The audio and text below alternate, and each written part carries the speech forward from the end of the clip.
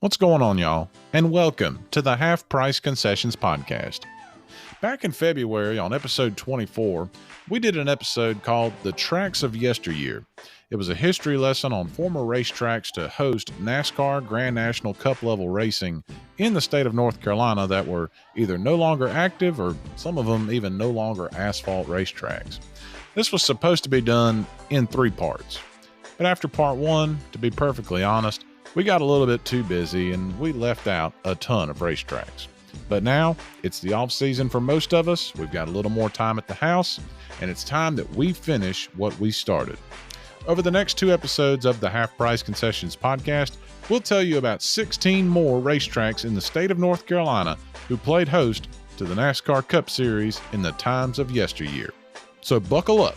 Episode 49 of the Half Price Concessions podcast, The Tracks of Yesteryear, Part 2, is coming up on the other side of these messages. Planning on doing some digging in your yard? Your simple backyard project could quickly turn dangerous. Buried underground cables and lines are just inches below the surface, so don't forget to make one very important call to 811. Calling 811 is the first step in having your buried utilities marked so you know where it is safe to dig. 811 is free, it's fast, and it's the law. For digging projects big or small, make the call to 811.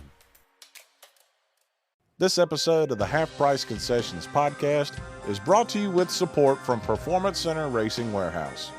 In addition to being the home of the PRW chassis, Performance Center offers in-house setups and consulting, plus suspension and chassis pull-down analysis, along with their fabrication shop that can re-clip your race car with the fastest turnaround in the industry.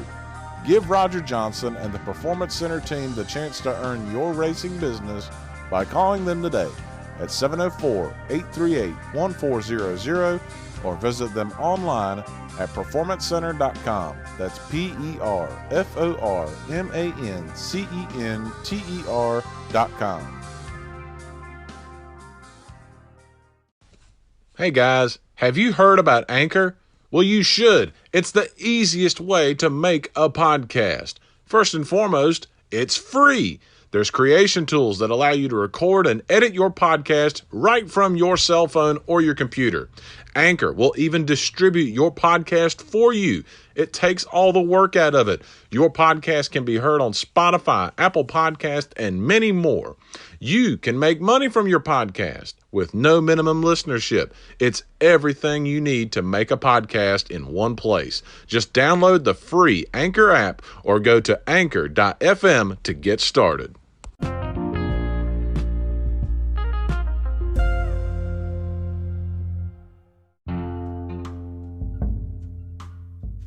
Track number 11 on our Tracks of Yesteryear series is Harnett County Speedway, located in Spring Lake, North Carolina, just northeast of Fayetteville. Harnett County Speedway was only active for 1 year on the NASCAR Grand National schedule, and that was back in 1953. According to Speedway and RoadRaceHistory.com, the track was opened in 1952 as a half-mile dirt track. On Sunday, March the 8th of 1953, Harnett County Speedway played host to the 3rd race of the season for the NASCAR Grand National Series. It was a 200-lap race with 32 cars entering the race in front of a crowd of 7,000 fans. The fabulous Hudson Hornet, piloted by Herb Thomas, was the only car to complete all 200 laps while also leading every lap from start to finish to earn the victory and a $1,000 purse. Lee Petty ran 3rd in that race in a 53 Dodge. Other than that, there's not a whole lot of documentation we could find on why the track didn't host any more NASCAR races after 1953, and according to our sources, the track was closed around 1970. Track number 12 on our list is Harris Speedway, located in what was then called Harris, North Carolina, but most maps say is Ruthedordton. Harris Speedway, then a 0.3 of a mile paved oval, hosted 2 NASCAR Grand National races, one late in the season in 1964 and another about halfway through the 1965 season. We couldn't quite nail down when the track itself was built, but its first of 2 NASCAR Grand National races took place on Sunday, October 25th, 1964. 21 cars entered the race that was set for 334 laps around the 0.3 of a mile Harris Speedway. RacingReference.com says a crowd of 5,000 fans were on hand for that race that only took an hour and 41 minutes to run. Billy Wade led the first 100 laps before his day would end on lap 106 with rear end issues. David Pearson led the next 59 laps before his Dodge gave up the lead with engine trouble. In the end, it was Richard Petty who would lead the final 175 laps en route to the win in a 64 Plymouth.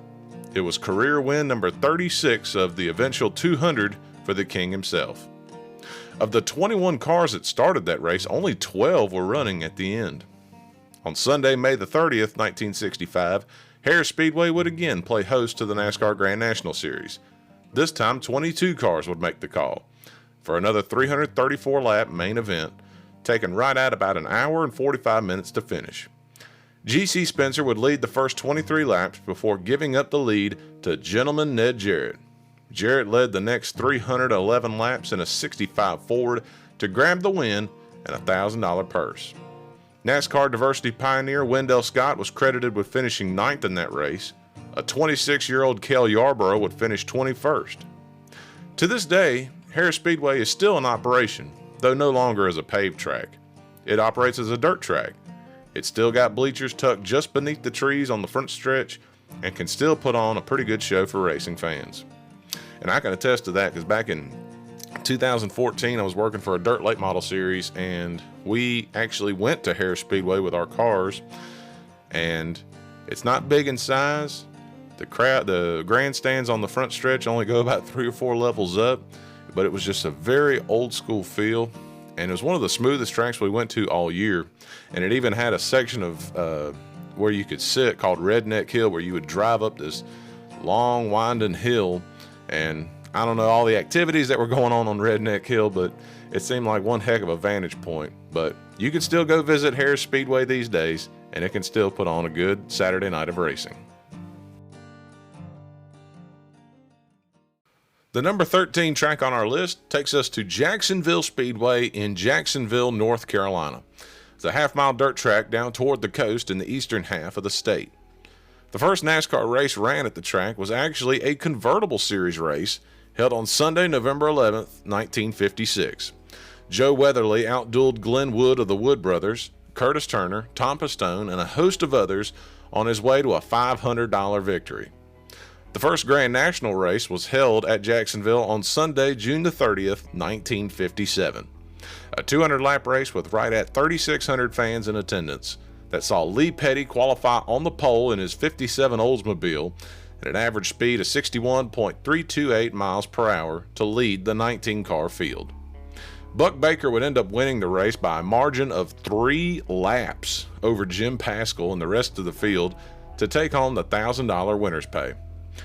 For reasons we can't find, the track didn't host another NASCAR race for almost 7 years. The next NASCAR Grand National race held at Jacksonville would be on Sunday, November the 8th of 1964. It was the 62nd and final race of that 64 season, a 200-lap affair that saw Doug Yates, Ned Jarrett, Richard Petty, and David Pearson all take a turn leading. With 97 laps to go, Ned Jarrett would take the lead back away from Pearson and roll on to the win over the 25-car field, earning $1,000 for his effort, while 13 of the 25 starters failed to even finish the race. That race would be the last one on record for Jacksonville Speedway. Unfortunately, no other information was found on what led to its shutdown.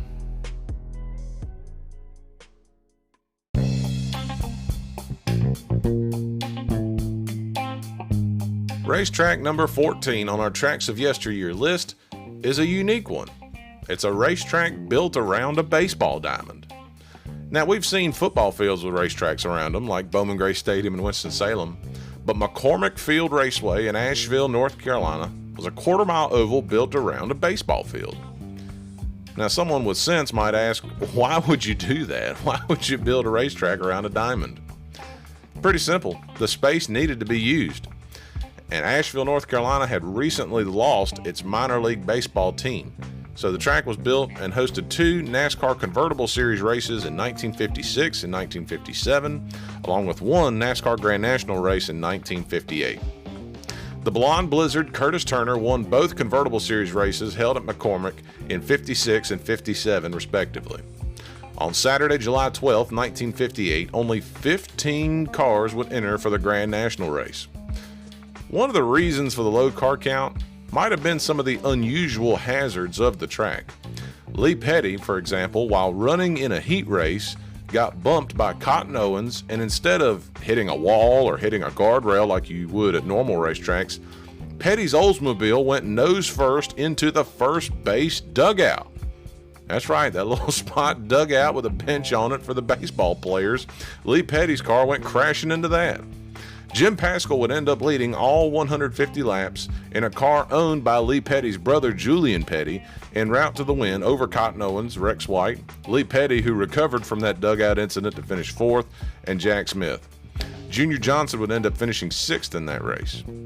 Unfortunately, the track would never host another Grand National race, but McCormick Field does still exist to this day, playing host to the Asheville Tourists minor league baseball team, but the remnants of the racetrack that used to surround the field are long gone.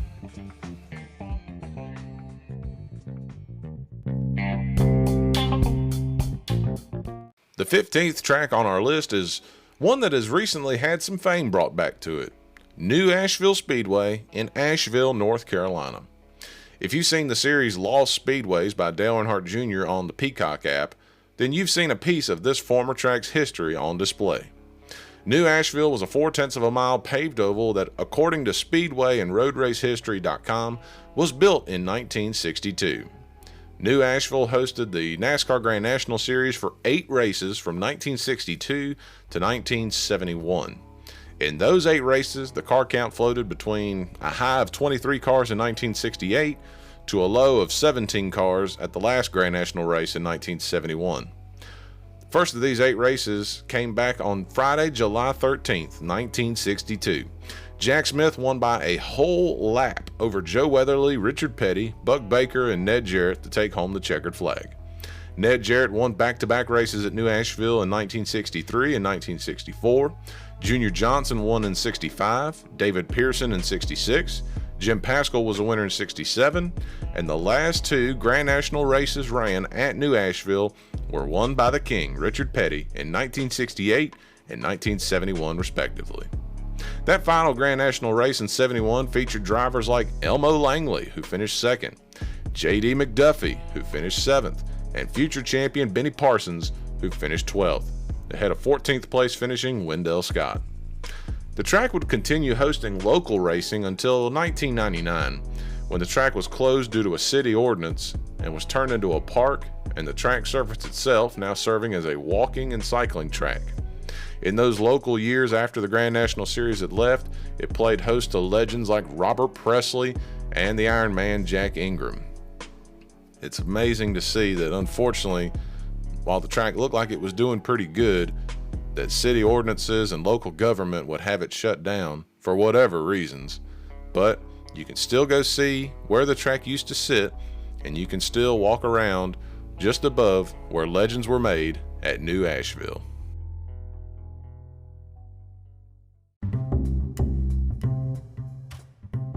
Next up on our list of North Carolina racetracks, number 16 is more than a racetrack. It's a fairgrounds. The racetrack at the North Carolina State Fairgrounds in the capital city of Raleigh.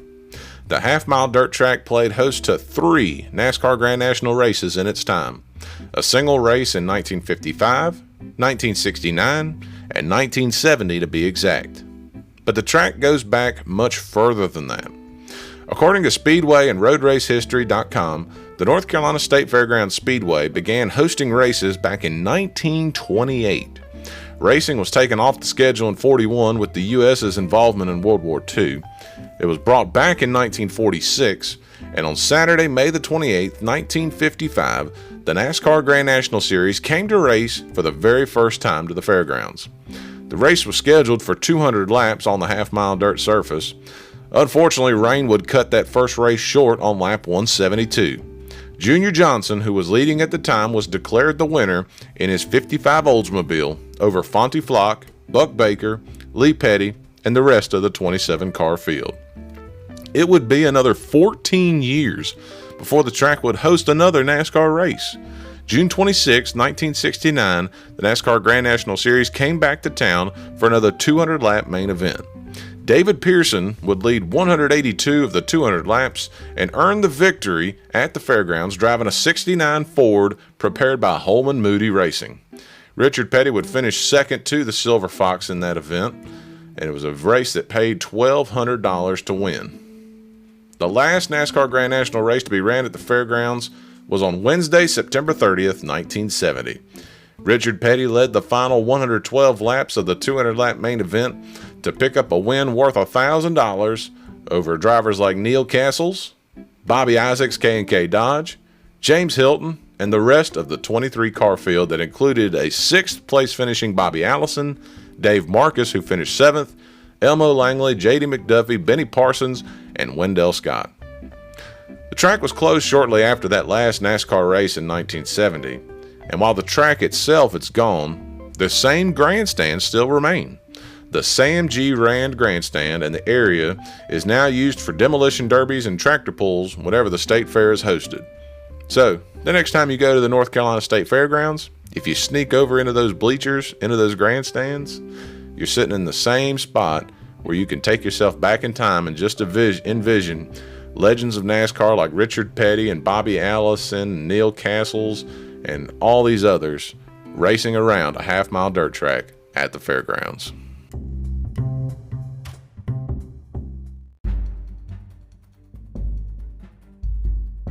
Track number 17 has become easily one of the most famous abandoned racetracks, not just in North Carolina, but maybe in the whole country. The North Wilkesboro Speedway in North Wilkesboro, North Carolina. A paved 0.625 mile oval with the distinction of having an uphill backstretch and a downhill front stretch. Of the 26 racetracks we have on this list of ours, only 2 are charter members of the NASCAR schedule, i.e. they were tracks on that original 1949 NASCAR Strictly Stock Series schedule.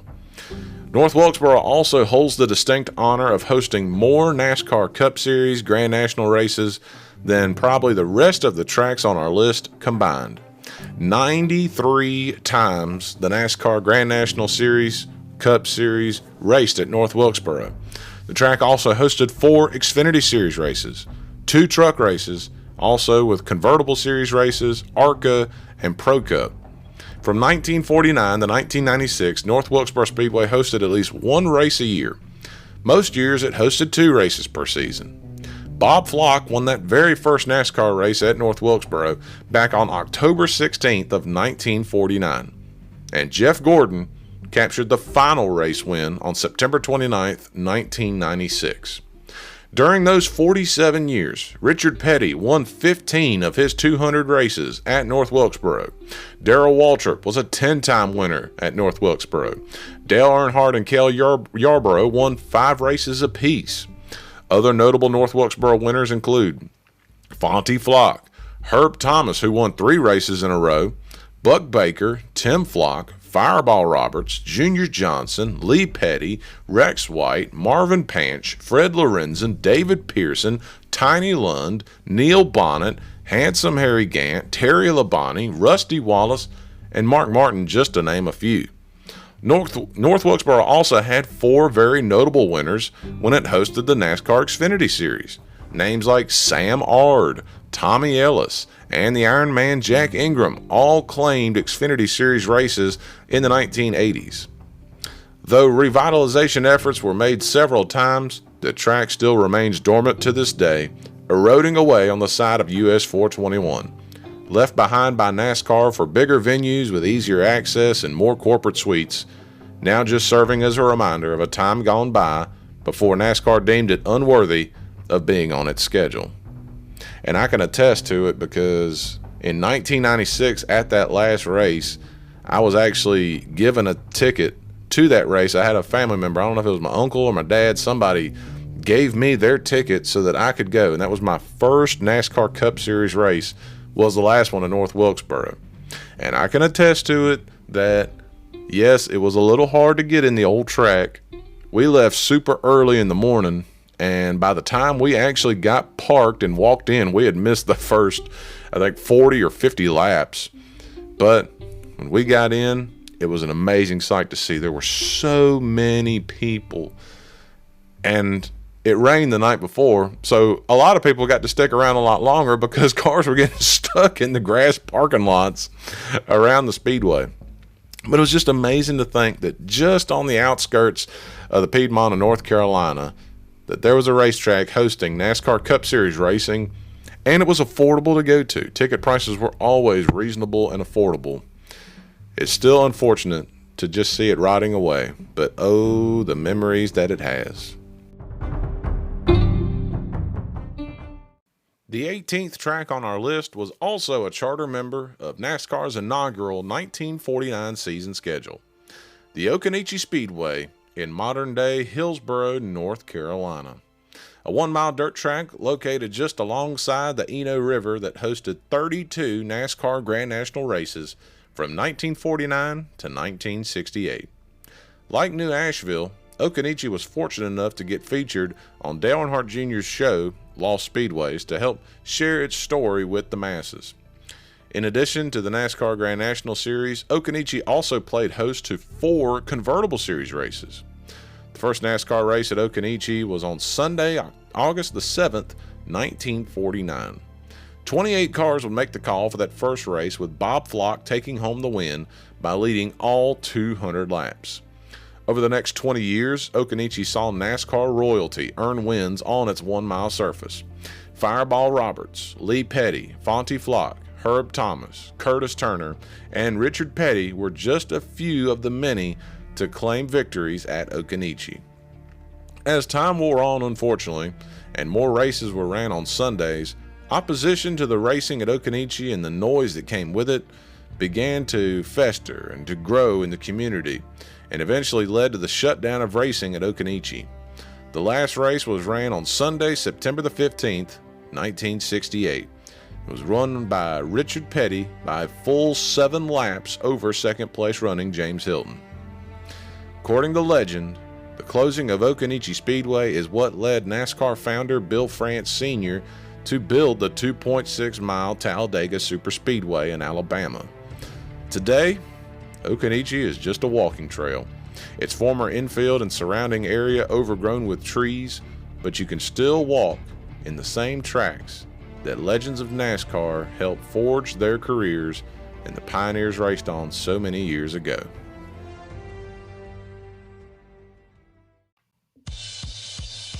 And that'll do it for part 2 of our Tracks of Yesteryear series.